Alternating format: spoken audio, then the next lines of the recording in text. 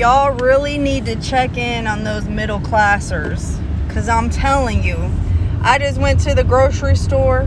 I bought about 5 days worth of breakfast, lunch, and dinner, some fresh produce, maybe a bag of chips and a gallon of juice. And let me tell you, $400. What? Half my check gone. You know, we make too much to get any EBT with any kind of government assistance, anything. I'm telling you, it's a hard life out here, especially for those middle class people. So y'all need to check in, because we out here hurting, okay? Each time when I come here, I am abused.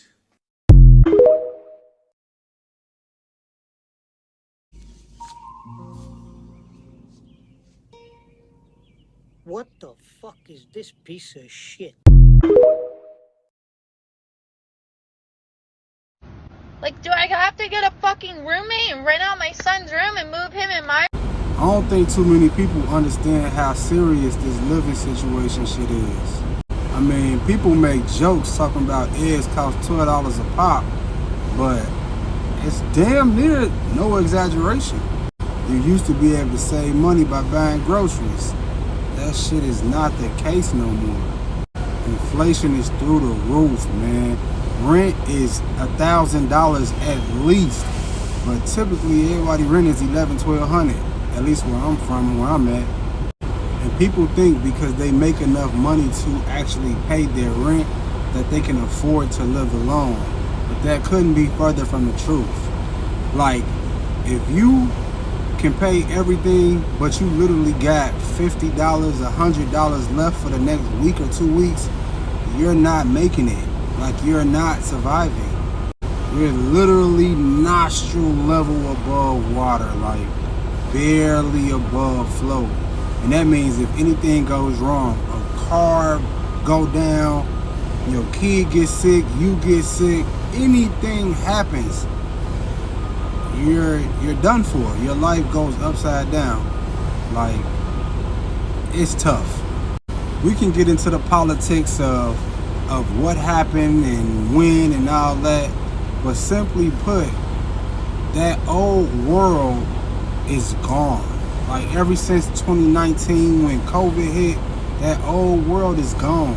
So all that, like, it used to be a flex when you could afford your own rent and live by yourself and hold your own shit down. But like I said, 2019, that shit ended. I am 33 years old and I've been living by myself for ever since I was 23. I mean, I always had my own house. I always had my own car. You know, I look down on people, and all honesty, if I'm being real, I look down on people who had roommates and, you know, grown men sleeping on somebody's couch. You know what I'm saying? I look down on them people because I felt like you was putting, you know what I'm saying, clothes and chains and real nice cars over the stuff that made you a stable human being, like a grown man. I really look down on people like that. But now it just seems like it's the only way to make it and not be a slave to your job or a slave to your house or your car. I don't know about y'all, but I literally hate if I have to clock 55 hours.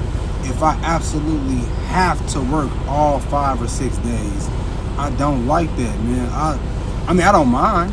You feel me? As a grown man, I don't mind working them hours, but people need mental health days. You might have something you want to do. Your kid might have a last minute recital or a basketball game. I don't want to be in a position where I literally have to work and get a certain amount of hours just to survive. Like, that's being a slave to whatever it is that you have to do. Back to my point of the world, that old world ending, like, I refuse now at 33 to get my own spot. Some people might look down on that. Some people might say, oh, you a bum. But look at me. I'm in a truck. I'm a truck driver. I don't make, 30, 40, 50,000. I make a little, I make more than that. And yet me, still, I don't want to be a slave. I think it's way smarter to live with, you know, a roommate or two. Ain't that how the other cultures get through on life? Ain't that how the Latinos and all that get through on life? The Africans, it be 10 of them to a 1-bedroom apartment type shit. And here we are, we so hell-bent on flexing, on showing who got motion. You know what I'm saying? I got my own this, I got my own that. And for what? You really capping for the net. Like you stunning. You acting like your life is all together. And the whole time, like I said, you one incident, one child sneeze, one pink eye from your shorty, and you are done. Like, now you taking out loans. Now you using up all your credit cards. Now you feel me? Like you borrowing from this person to pay that person. Like, you really doing the most just to show that you're supposedly stable. It's not worth it, man. For the entrepreneurs, just think of it like this. Get in a spot with maybe your brother. You know, the perfect situation would probably be your girl, I guess. But if you don't have a girl and you single, your brother, a cousin, maybe a best friend or two. Get in a crib that's affordable, comfortable, where you got your own space, and work at a decent job. I ain't saying be no bum. I'm never gonna advocate for being a bum. Get you a nice little gig or whatever, and stack your bread, stack your bread, stack your bread, because you don't know what this world is bringing. Like, every day is something new. You don't know what's gonna happen in the world. So get your bread, still do your side business, your side hustle, whatever, and stack your bread, and then try to go and make a big move in the next year or two, versus trying to stay with that old method of doing shit, like getting your own crib and being able to flex and say, I got my own. Like, that's just my mindset. My mindset is like, I don't necessarily know what I'm gonna do, but I know for a fact that I don't want to be that dude that's struggling every week, that paycheck to paycheck shit. And then, not even to mention that the value of a dollar is damn near gone. Like, who knows what day when they'll say the dollar is no longer valid to the American people. Like, who knows? I don't mean to vent, I ain't gonna lie, but like, it's 1,000 thoughts running through my mind. I can go all day about shit like this. I can go deeper for the people that know. I can go deeper. Like, this world is evil. Let's just leave it at that. It's a sick world, and nobody gonna give you a warning when shit just up and change. Your job don't give you a 2 weeks notice when they about to fire you.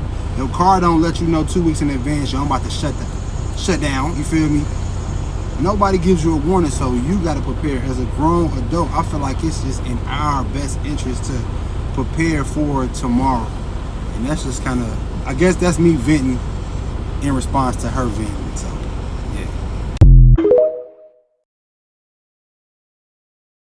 Fall so hard, this shit crazy. Y'all don't know that don't shit phase. The next we go 0 for 82 when I look at you like this shit gravy. Fall so hard, this shit.